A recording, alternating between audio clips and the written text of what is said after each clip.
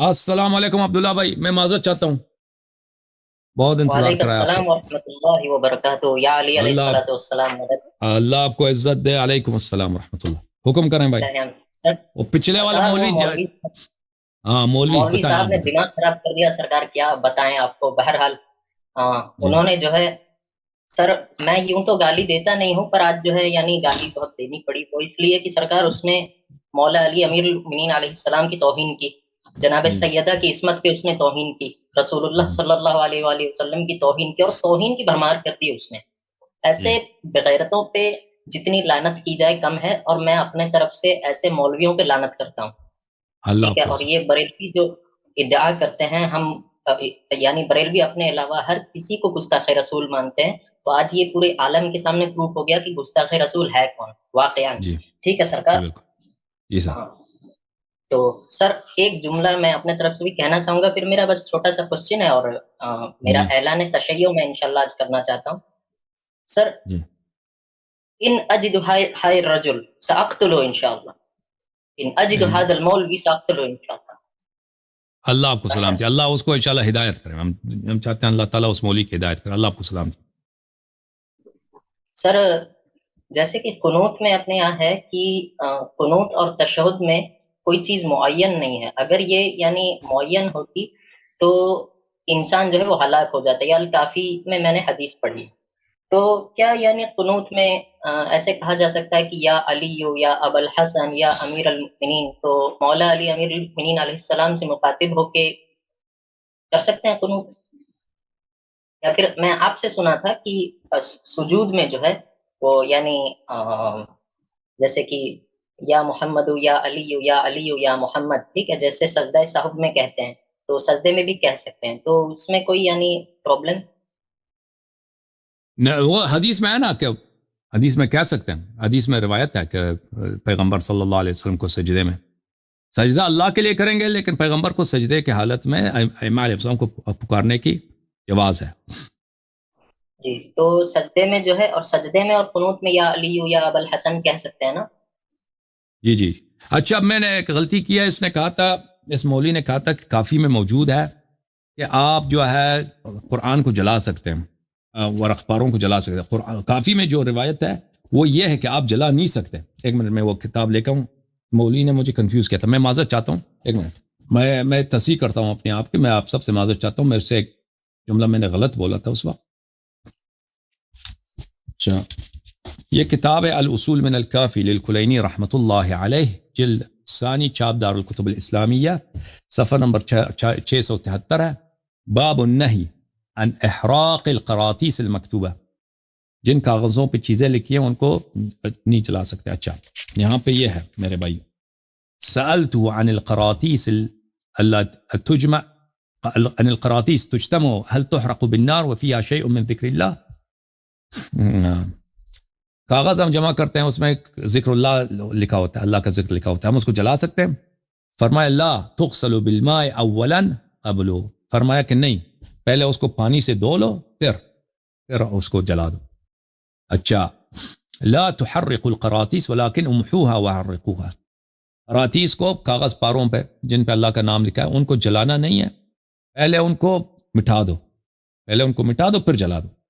अच्छा, سئل أبو عبد الله عليه السلام عن الاسم من أسماء الله يمحوه الرجل بالتفل قال امحوه بأطهر ما تجدون، اللہ تعالیٰ کے اسم کو کوئی شخص اپنے لعاب دہن سے مٹانا چاہتا ہے، فرمایا نہیں، جو بہترین پاک ترین چیز ہے اس سے مٹایا کرو، اس سے اس کو ڈیلیٹ کرو، اریز کرو، مٹا دو۔ اچھا، رسول اللہ صلی اللہ علیہ وسلم کی حدیث ہے امحو کتاب اللہ تعالی وذكره بأطهر ما تجدون ونهى أن يحرق كتاب الله ونهى أن يمحى بالأقلام، فرمایا کتاب اللہ کو، اللہ تعالیٰ کی جو قرآن مجید ہے، قرآن مجید ہے، اس کو پاک ترین چیز کے ساتھ کیا کرو، مٹایا کرو۔ اور رسول اللہ صلی اللہ علیہ وسلم نے منع کیا ہے کہ قرآن کو جلایا جائے، اور منع کیا ہے کہ اس کو پین کے ساتھ مثلا اس کو سیاہی لگا کے اس کو، اس پہ سیاہی لگائے، اس کو اس طرح سے مٹا دیں، وہ بھی منع ہے۔ اگلا جو حدیث ہے عن موسى عن ابي الحسن موسى عليه السلام في الظهور التي فيها ذكر الله عز وجل قال اغسلها، جو چمڑے جس میں اللہ تعالیٰ کا اسم لکھا ہے، فرمایا کہ اس کو مٹھایا کرو، اس کو مٹھا دو. تو یہ ہے کہ میں نے غلط بولا تھا اس وقت. میں آپ سب سے معذرت چاہتا ہوں. جن لوگوں نے میری بات سنی ہے پلیز اس کو آپ تصحیح کریں کہ ورق پاروں پہ جن پہ اللہ کا نام لکھا ہے اس کو جلا نہیں سکتے. اس کو کیا کرنا ہے؟ اس کو واش کرنا ہے، واشنگ مشین میں ڈال دو. اگر زیادہ ہے، کم ہے تو پانی سے ملا دو، ٹھیک ہے نا، پانی لگا کے واشنگ مشین میں اگر صاف پانی جاتا ہے، اگر زیادہ ہے مثلا اس کو دوسرے ہاتھ سے کرنا حرج ہو جاتا ہے، واشنگ مشین میں ڈالنا چاہیے، پھر اس کو جلا دینا چاہیے. یا مثلا ہاتھ سے دھو لو، کوئی پاک پانی ڈال کے اس کو دھو لینا چاہیے، ٹھیک ہے، جلانا نہیں ہے. اوکے، اللہ آپ کو عزت دے. Thank you sir. میں اس سے کنفیوز ہو گیا تھا کیونکہ وہ مولوی جو تھا اس وقت اس کے ساتھ گفتگو میں مجھ سے غلطی ہو گئی. میں آپ سب سے بڑی بہت معذرت چاہتا ہوں. جی سر بولیں، کچھ پوچھ رہے تھے سر.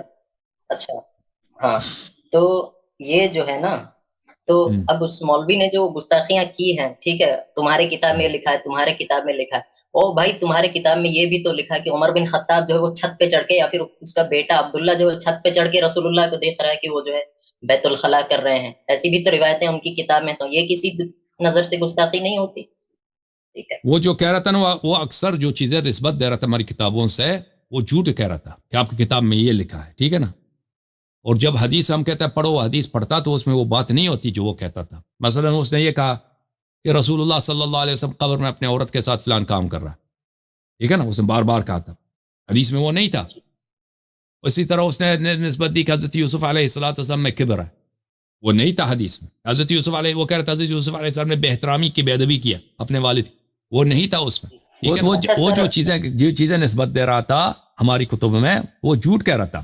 یعنی حدیث میں کچھ اور لفظ ہے، وہ اس کو توڑ کے اس کو تحریف کر کے کچھ اور بنا لیتا تھا. جی سر. میرا لاسٹ سوال ہے، اس کے بعد جو ہے انشاءاللہ میں اپنے تشیع ہونے کا اعلان کروں گا آپ کے چینل پہ. جی سر. اور لاسٹ کوسچن از، ہمارے ایک بھائی ہیں، شیعہ بھائی ہیں الحمدللہ، وہ کہتے ہیں کہ سر اللہ یاری صاحب نے جو جنی والا واقعہ سنایا جناب ام کلثوم صلوات اللہ علیہا کے حوالے سے، وہ میری عقل تسلیم نہیں کرتی. ٹھیک ہے، اور تو میں نے ایک اور مقتل میں بھی سنا تھا، یعنی کسی مولوی سے جب وہ مجلس پڑھ رہے تھے، کہ شہزادی ام کلثوم صلوات اللہ علیہا واقعہ کربلا میں اپنے خیمے کے اندر بیٹھی گریا کر رہی تھی. تو حضرت ابوالفضل العباس علمدار علیہ السلام ان کے خدمت میں حاضر ہوئے اور گھٹنوں کے بل بیٹھ کے پوچھے، شہزادی آپ رو کیوں رہی تھی؟ تو انہوں نے فرمایا کہ کاش میرا بھی کوئی بیٹا ہوتا یا کوئی اولاد ہوتی تو شاید میں امام مظلوم علیہ السلام پہ قربان کر دیتی. تو حضرت ابوالفضل العباس علیہ السلام نے فرمایا کہ آپ جو ہیں مجھے اپنے طرف سے قربان کر دیں. تو میں نے اس طریقے سے پروف کیا کہ عمر بن خطاب ملعون ابن ملعون کا نکاح جو ہے وہ نہیں ہوا تھا.